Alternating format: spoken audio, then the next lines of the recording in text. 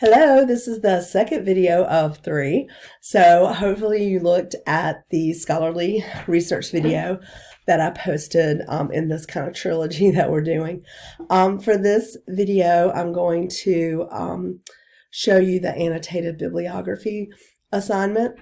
And so just to be clear, we're still in the research preliminary scholarly folder. Also, if you'll see on the screen, the video folder is open, and I just thought it would be better to have one central location to go to for the videos, and then I'll speak to them as they're ready in the announcements.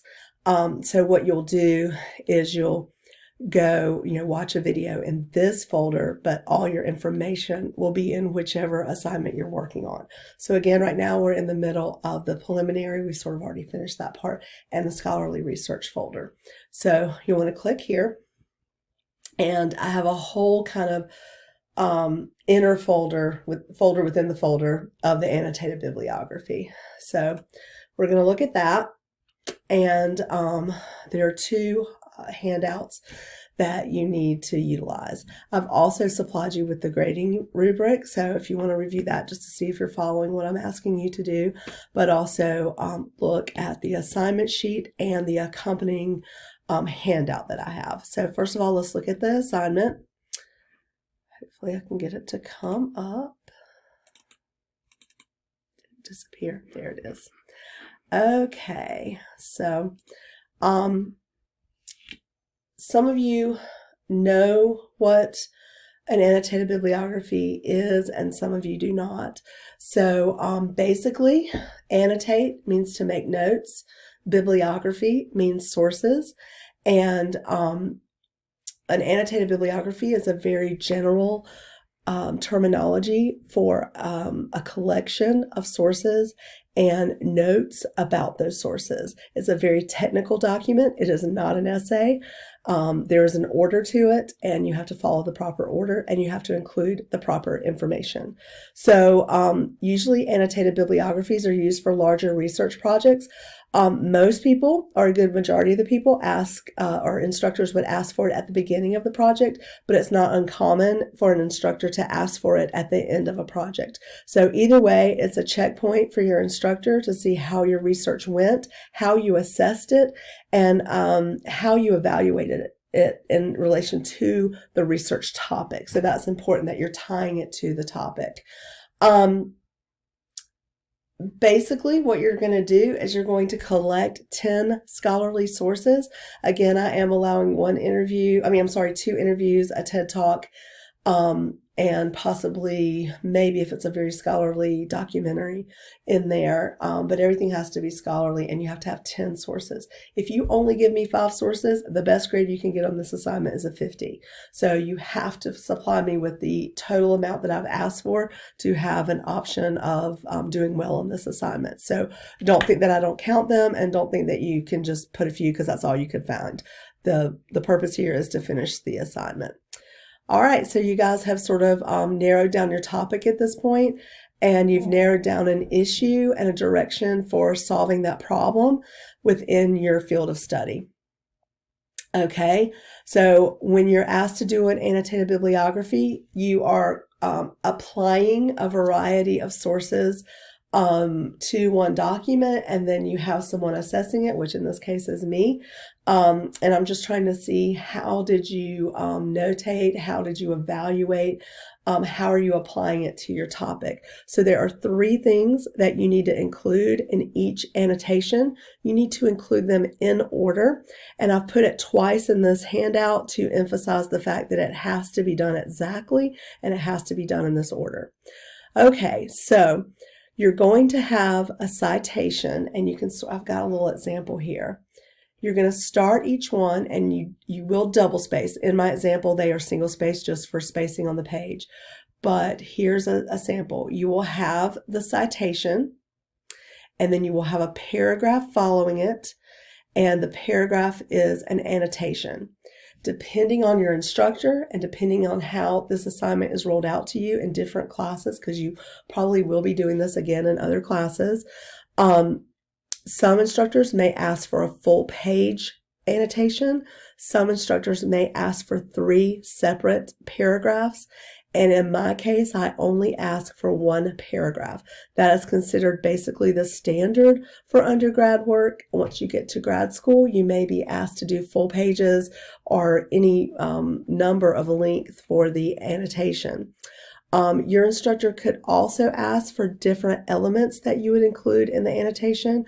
I have followed sort of a standard course here. This is kind of goes along with what the Purdue Online Lab uses, and it's just also a general way that you're usually asked to annotate a source. In my case, you cannot use first person, so you can never discuss the assignment from an opinion, from a feeling, from a I think, or in my research. You cannot do that. It has to be third person. So you would state it as the research project. Another thing that I do not want to see is reference to the paper. This research is for a series of 3 major subsequent writing projects. So you have the annotated bibliography, and then you're going to have 3 subsequent writing projects. So this is an overall research project and not one paper. So if you would emphasize the fact that this is one paper, then you're showing me that you don't quite understand the assignment, and I would take off points. So the first thing you have to include in your annotation paragraph after the citation is a summary. And what you're going to do, let me kind of point it out here, is you're going to include the author, maybe the title or where it was published, and what type of resource it is. Out of all of the things I just said, the most important thing to include is what type of source it is. You need to identify it as a website, journal, interview, whatever it is. You need to identify that in the summary. And then you need to include some basic information such as the main idea of the article, the central the central type of research that was included. You want to summarize and show me quickly in probably 2 to 3 sentences. I don't really count sentences, but that's a good way to look at it. Your summary would include details in a summary fashion. After you summarize in the same paragraph, you're going to analyze and evaluate. This is when you look at the information and you evaluate it. What did the information reveal in the journal article or the website or the documentary or whatever you've researched? How can you evaluate the data that was shown, what it means, what was featured in the actual source? You want to highlight the important parts of that source, and you're evaluating it. Some people choose, and some instructors expect it. I don't have to have it this way, but it's a good approach. Sometimes they also evaluate the authors, what their credibility is, where they work. For instance, if it's a medical journal, and the topic is the source is written by like a John Hopkins doctor or something, a Harvard instructor, professor, someone with some credibility, you could include that in the evaluation portion of the paragraph. This is probably going to be the most detailed portion of your paragraph because that's when you're really showing the meat of the source. What made that source tick, what made that source unique, and something that makes it credible. Okay, after you do that, you're going to synthesize and apply. A lot of students don't really think about what synthesis means, but you're syncing it. So you're syncing your actual overall topic with this research, and you're telling me how it applies to your overall claim and your research that you're conducting for this research project. Again, this is where a lot of students go in the wrong direction, and they reference their synthesis from a first-person perspective, and you cannot do that. So instead of writing, I feel that this is important, or this will be used for my research. You want to switch all of that, take out any opinion, any thought process statements, any feelings, and you want to just write in an academic, formal language with third person. So no first person, I, my, we, anything like that. Okay, so I do have a little sample here, and I was just going to point out a few things. So the summary reads, Herbert London, the Dean of Journalism at New York University and author of several books and articles about the television industry, explains how television contradicts 5 common believed ideas. He uses specific examples of events seen on television, such as the assassination of John Kennedy, to illustrate his points. So that's sort of the summary. He's identified who wrote it, who the author is, how they're affiliated, and then that this is like the central kind of idea is that it explains the contradictions in television. The one thing that this particular annotation did not include was what type of source this is, and this is one that I pulled from the Purdue OWL site, and if I were grading this, I would take off points if you did not identify your source. The evaluation portion is this person wrote, his examples have been selected to contradict such truisms as seeing is believing, a picture is worth 1,000 words, and satisfaction is its own reward. London uses logical arguments to support his ideas. He does not refer to any previous works on the topic. London's style and vocabulary would make the article of interest to any reader. While I believe that the person that wrote this was a little generalized with their approach to this, that is sort of the way you would want to show your analysis. Lastly, and this is usually the most brief portion of your annotation, is you're going to have 1 to 2 sentences to show the synthesis. And that's when you must tie it to your claim and your research project. And here it reads, this source will support the claim that visual media is more effective than written text.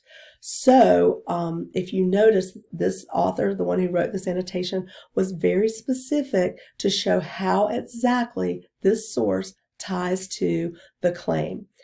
So you wouldn't want to write something like this source supports the claim. That's too brief and that's too broad of a statement.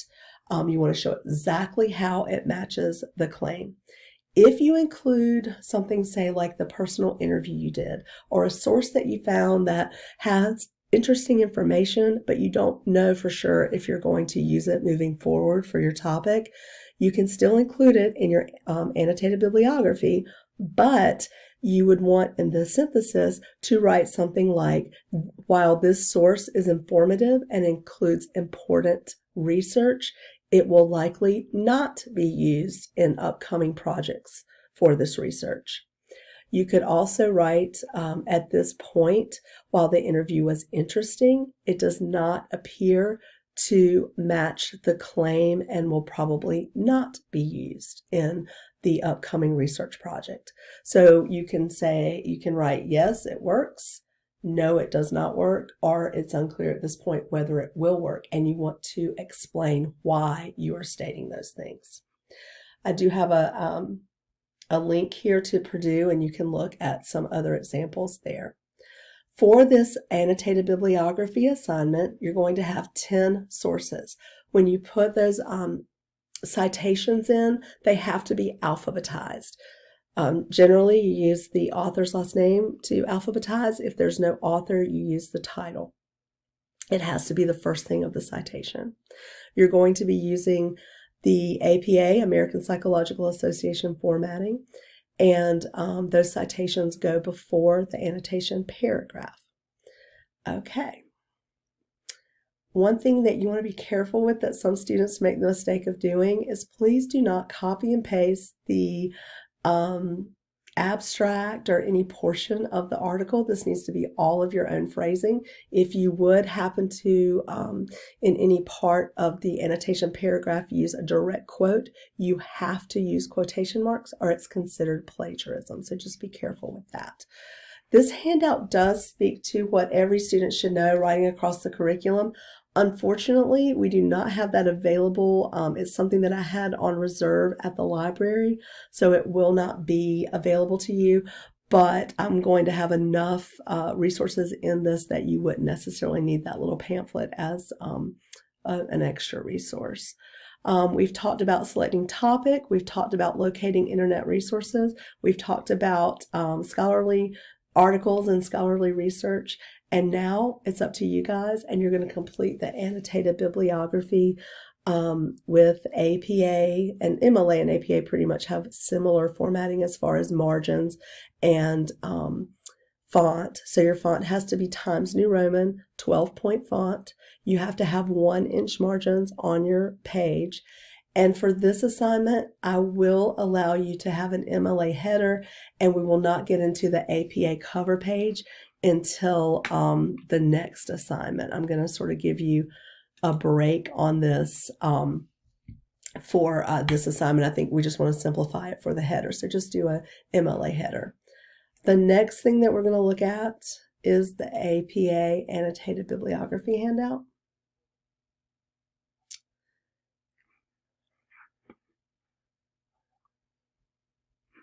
Try that again. It kind of gets hidden down here and it's hard for me to click on it. Okay, so I'm not going to go over this as specifically, but you want to use this handout just to help you with the formatting, the expectations. It does have another sample annotation and citation here. One of the things that students make a mistake with sometimes is the margins. One is with the citation, you always have to have the hanging indent, and you have to, that would be the second and subsequent lines of the citation. Then you're going to have the paragraph, and there's no set rule on how you format that, but the thing that I ask you to do is to show consistency. So some people will bring the paragraph out to this first margin. If you do that, all of the paragraph should be at that margin. If you decide to line it up with the hanging indent margin, I want you to do that. I don't personally appreciate when there's like 3 margins going on. So in this case, there are sort of 3 separate margins. So I prefer if you just choose to do at the first margin or the hanging indent margin line. Don't create a third thing. It's just, it sort of, the eye doesn't approach the information correctly. The paragraph must start at its own line, so don't do a continuation at the end of the citation. The other thing is it's best to do block formatting for these paragraphs because, again, you have so many margins that it just becomes a little confusing if you try to indent it like a regular paragraph. So we have that there. If you, in the examples that I've shown throughout, or if you go to some of the student samples, if you ever see the usage of first person, know that it was something that I did not want to see. I only accept third person for full credit, so make sure you don't have any first person in there. And then this just goes on. It has another link to a website, to a writing place that you can go to. But that's a secondary handout that you can read through. Okay. The next thing I want to show you is I have some student samples here. I'm going to open up one. One thing to consider, hopefully, I think I'm having to open these things twice because it kind of goes behind my video thing. Okay, we went there. Okay, so I've got a bunch of annotated bibliographies in here. Realize that these are A papers, but an A could be a 90, and that could mean that I took off up to a letter grade off, but they still made an A. These are real papers. These are students that allowed me to show their work. So let me open this. And, oh, it's fancy in black and white. When you see it, it'll be white. Notice that the student, we have the MLA header. There should be a page number here with the student's last name and a page number. So that was missing, and you don't want to miss that with the MLA header. Then you're going to have a title. And with your title, it needs to have the words annotated bibliography, colon, and then a subtitle. So this particular student wanted to be a teacher, and this is about reading aloud to children. So this particular student researched the importance of reading aloud to students. So got my trusty water here. I'm gonna my voice. I've recorded so many videos and a bunch of them didn't load and I've had to redo them. So my voice is just shot today. But the next thing I want you to notice is there's a claim statement, and you are going to have to include a claim statement just under your title. We talked about this in class last week. I realize that at this point in the game, you're still sort of finding your footing with your research and with the direction, sort of where you'll end up by the time you get to the proposal. But I want you to work on a working claim so that you can show me the direction of your research. Once you write that working claim, you can't really change, but you can tweak.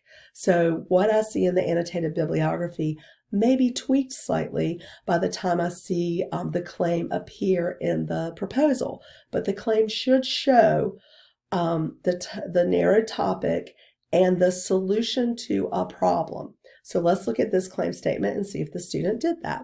So this reads, reading aloud to children will benefit them significantly by helping them improve their comprehension and knowledge of reading and writing. So I would assume from reading that very specific claim statement that this student wants to be a teacher, probably an elementary school teacher, and this student has decided that reading comprehension is a problem with elementary age students, and that teachers need to come up with solutions to help students become better at their comprehension. So then that claim speaks to what the solution to that is.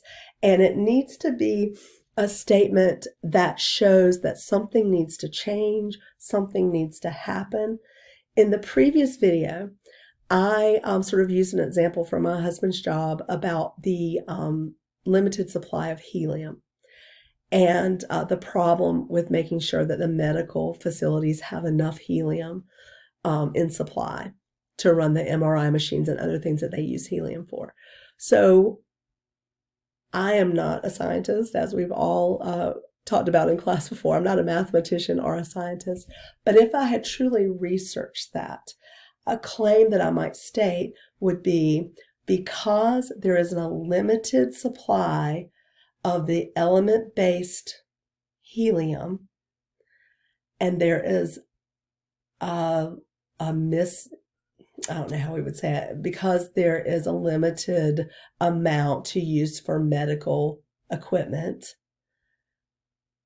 supplies need to be reduced for commercial use for non-medical applications. Of course, I'm doing that kind of out of my mind, but as a student writing the claim, I have to think about what is my narrow topic. I have to include that. I have to show sort of what the problem is and then what the solution is going to be. So these are things that you have to think about now, and you sort of do the research and then you come up with the claim. So don't write the claim before you do the research. Have that in your head, like, hey, this is the direction I think I'm going in. Like I sort of use that that helium shortage issue as my sort of springboard for my research. Once I had read the articles, I could probably come up with a lot better claim statement than what I just did off the top of my head. But you have to be specific and it has to show the solution. Okay. Once you've done some more research, once you've written, once you become a little bit more familiar with the topic and more comfortable with it, you're probably going to be able to tweak that claim statement a little bit and make it better so that by the time you write the proposal, which is 2 assignments from now, you'll be able to have a really good solid claim. A claim is a thesis, basically, where you've written thesis statements before, and that's always the controlling idea of the essay. So a claim statement is also the controlling idea, but you're just claiming something. You're making a point. You're taking a side. You're showing a point of view about a research topic. And so it can't be just open-ended. It's not like a compare-contrast where you're including both sides. You're going to include the side that you're going to prove. I have had some students write a claim statement at the beginning of this research project. By the time they get to the end of the research project, they sort of realize, hey, maybe the opposing viewpoint is really the direction I want to go in, and then they tweak that claim to the other side. And I do usually allow that because I want you to show growth with your research and your understanding of the research. An example of that is I had a student who wanted to be a special education student. This was a few years ago, and she originally wrote her claim and did most of her research on the fact that students with learning disabilities should not be in the traditional classrooms.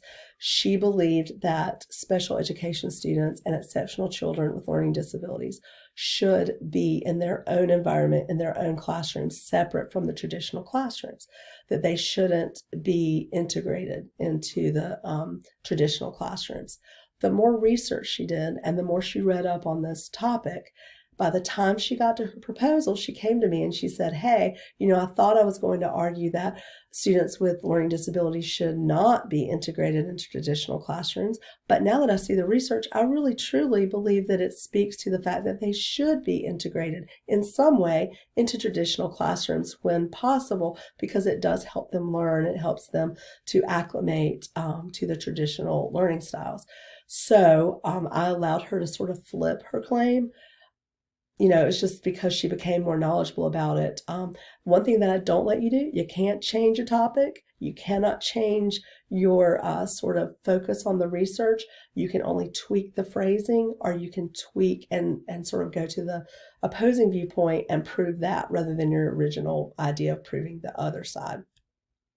In the helium situation, which I don't think I would ever switch, it would be that I would argue that helium should also be supplied to party stores and for entertainment purposes. If I saw research that showed that there was not a helium shortage. So I hope that makes sense. Okay, so notice that this student, we have the hanging indent here. I'll try to do a short formatting video for you guys just to show you how to do that. It might be 5 minutes, but if you need help doing the hanging indent, I'll help you with that. Notice that the date comes directly after the authors. The author only has a first initial. The title of the journal article or whatever this is, we only see the first word capitalized. The rest are lowercase. The publication is in italics. Then we have some volumes and some page numbers, and then retrieved from. So you have those words retrieved from, and then the URL. This is kind of a unique look because it's in black background and white print. It looks like there is a hyperlink there, and you're going to want to take that hyperlink out. Tomorrow I'll post a formatting, like I said, a really short formatting, how to do the hanging indent, how to take out the hyperlink, and I'll sort of show you how to take it from that citation that we talked about in the other video into the actual paper, in the actual annotated bibliography or any kind of references sheet. You can look through here and you can see that the student identified the authors, identified that it was an article, gave the main idea. That was the summary. Then showed that this was influential to the topic because this is sort of the analysis or the evaluation of the information. And then at the end, here's your synthesis. This article supports the claim because it discusses why reading aloud or shared storybook readings is significant in a child's development and success in school. So notice how specific the student was with the synthesis. Again, if you're just broad and you just write, this supports the claim, you're not going to get credit for that synthesis. The synthesis has to be specific and directed towards the claim in a specific way. Okay, so I would really encourage you guys to go through some of these samples.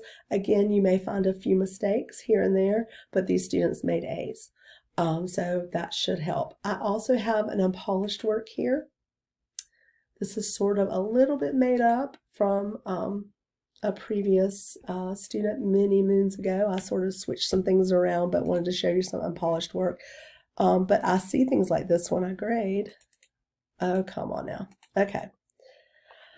So notice right off the bat, there's sort of like a wayward kind of word here. This is single-spaced and not double-spaced. There's no title. There's no claim. This citation is not proper.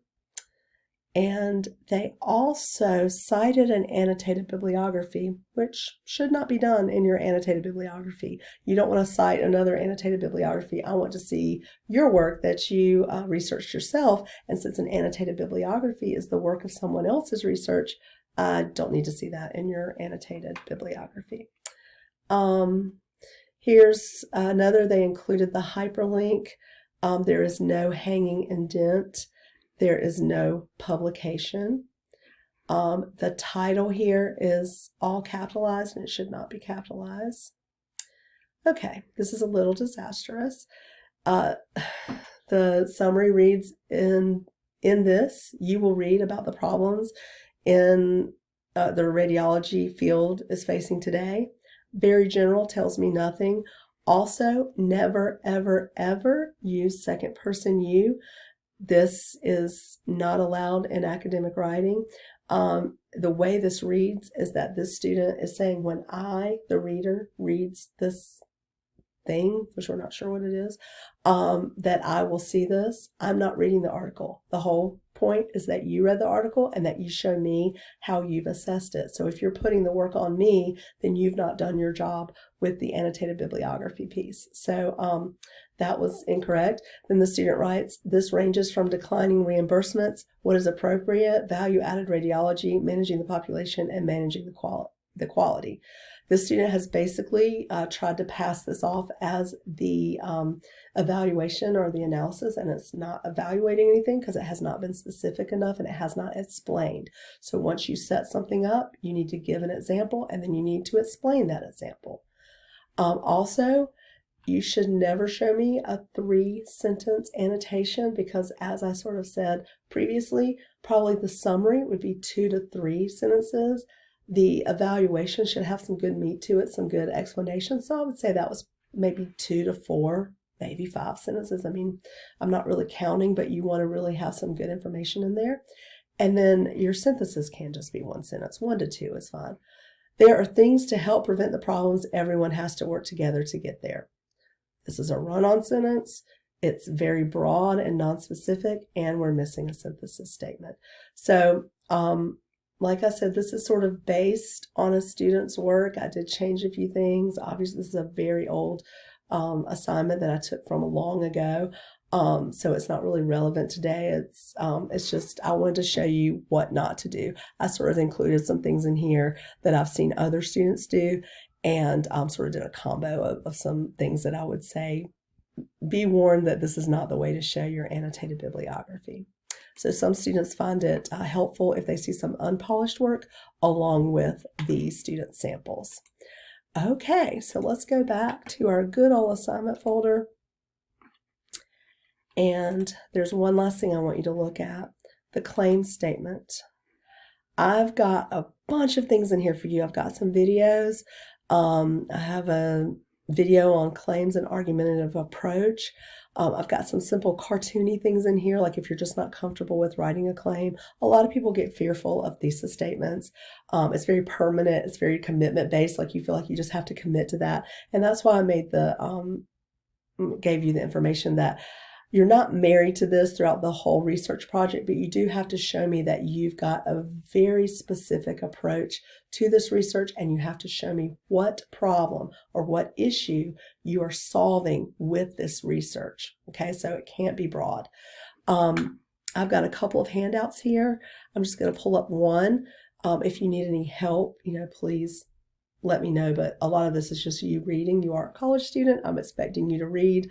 A claim persuades, argues, convinces, proves, or provocatively suggests something to a reader who may or may not initially agree with you as the writer. So it's your job in the claim to be very specific so the reader knows where you stand and what you're going to prove exactly.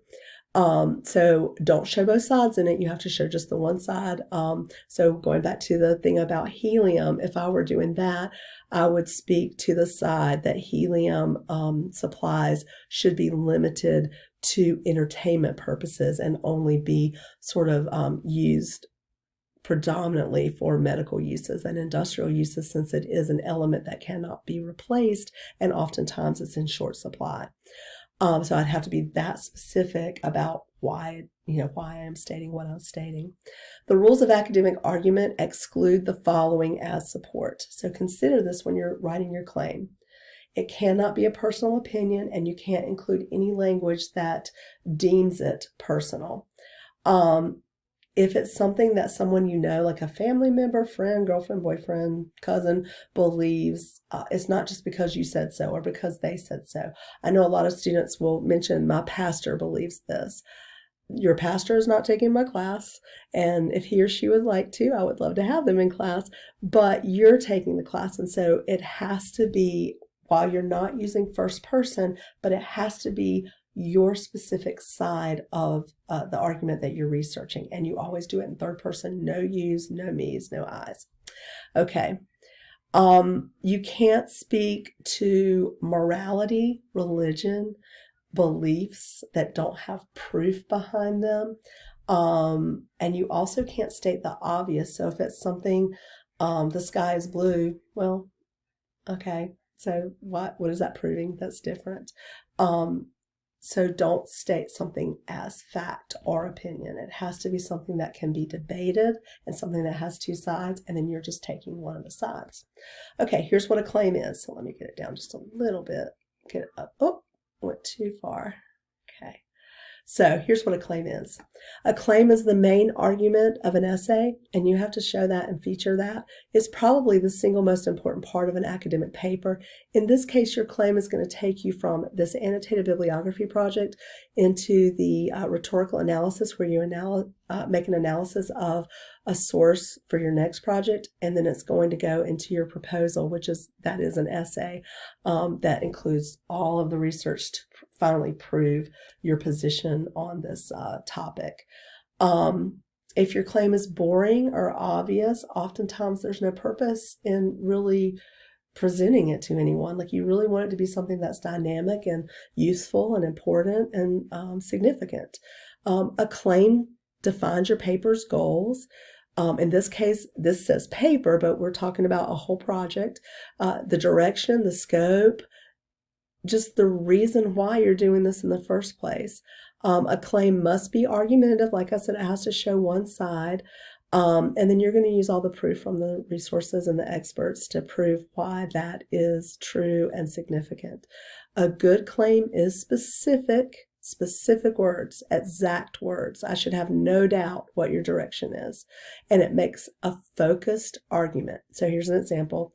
MTV's popularity is waning because it no longer plays music videos. For many of you, you don't know a time when MTV, music television, played music. Back when I was in college, all they did was play music videos. They didn't have programming too much. They might have had a game show or like a music-related discussion show, but not all of the challenge and the dating shows and things like that. It was all centered around music. So a lot of people now kind of argue, why is MTV called music television when a lot of the programming like Teen Mom and things like that don't center on music? So the general statement is MTV sucks. Like, a claim statement wouldn't be MTV is a horrible channel. First of all, that's opinionated. It's difficult to prove, and you really haven't shown a perspective on that. Okay. Sometimes when you write a thesis, it's very descriptive. A lot of times in 111, you were writing more from a creative standpoint, or you had a little bit more freedom with your topics. With research writing, it has to be very technical and very specific. So you need to take out that figurative language, and you want to be very specific, very focused. So here's some information in here, just the difference with different language and how descriptive is not how you want to be with this claim statement. Okay, here's a couple little examples of the difference between opinion and arguable claims. So here's some opinions. Twinkies are delicious. Well, Twinkies may be delicious to some people, but if someone didn't have a sweet tooth or someone was diabetic or didn't enjoy sugary treats, they might not like it. I can't eat a Twinkie because I can't have the gluten that's in a Twinkie. So if you speak about why it's delicious, I may not have that same opinion because I can't eat it. So it's an opinion. I like dance music. First of all, I would argue what dance music, because some people dance to techno music, some people dance to hip hop, some people dance to country music. So what kind of dance music and why? Why is it important and what are you solving? I think Virginia Woolf is better than James Joyce. These are two writers. So we're not really comparing anything, so there should be no comparative elements like that where you're comparing two authors or two situations. The governor is a bad man. First of all, the word bad is not a concrete word. It's an abstract word. So there are certain abstract words that you shouldn't use in academic writing, such as good, bad, great. So when I grade your papers, I might say, you did a great job. That's me, someone you know, telling you, hey, I'm really proud of you. You did a great job. And we've probably talked at some point in class or sometime, as I've graded and made comments about why it's great. But that's an abstract term. A lot of times it's a complimentary term, but just like love, beauty, good and bad, it just depends on who you're speaking to. I might say grilled chicken is good. It's a good dinner. And then somebody else would think grilled chicken, that is disgusting. I can't eat that. So it's an opinion. Here's an argumentative claim, taking some of these opinions and then turning them into something more substantial. So Twinkies taste better than other snack cakes because of their texture, their creamy filling, and their golden appearance. So this person who wrote this is telling us exactly the position on the claim of why Twinkies are a good choice in snack cake. Here's another one. Dance music has become popular for reasons that have nothing to do with the quality of the music.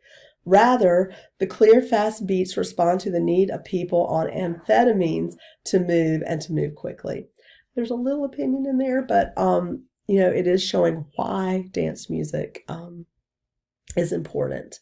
I'm going to skip the Virginia Woolf because I know a lot of you probably may not have read Virginia Woolf or James Joyce, so we're going to skip over that one. Let's go to the governor one. The governor has continually done the community a disservice by mishandling money, focusing on frivolous causes, and failing to listen to his constituents. So in that case, instead of saying the governor's a bad man, and that's opinionated, and in politics we know a lot of people have opinions, this is saying the very exact proof and something that might be able to be documented with data through surveys or through voting records or whatever, why this governor has not been an effective leader. Okay, I hope that makes sense. This speaks a little bit about counterclaims. The main thing I just want you to take away from this, and I had said it in the scholarly research video, is you have to keep in mind that if you take a side on an issue, that there's always a counter argument. No matter what I'm trying to convince you to do, there's an opposition to that. So if I said, hey, I want to, hey, you're my friend and we're watching something together, I think the show You on Netflix is the best show ever. I want you to watch it. I have to realize that some people might not like that type of show. It might be too bloody. It might be too kind of a thriller that it's not everybody's taste. So I have to realize when I ask someone to do something that I'm sort of trying to persuade them, but there's a counter argument to it. So make sure when you make your claim that you're clear that you're not just stating fact. So maybe an example would be presidential elections are stressful times for voters. What am I going to argue with that? It doesn't matter what side you support or what side you don't like. It is stressful. Sometimes voting is stressful. So I've sort of stated fact, and there's no reason to argue that. So just think about that. Think about when you write your claim that you're having to show one side and not both sides, but that you have to realize, hey, how am I going to counter argue when I get to my proposal? There has to be one section of your proposal where you've actually shown the opposite side, and we'll get to this later, but you're going to concede a point or two from the opposite side to show that you've thought in a round way about the topic. So there's some examples through here. Read through it. Here's some myths about claims, and it may help you write your claim. So I think it's a good purpose to read this. And there are a couple handouts that you can read through. I just wanted to show you one.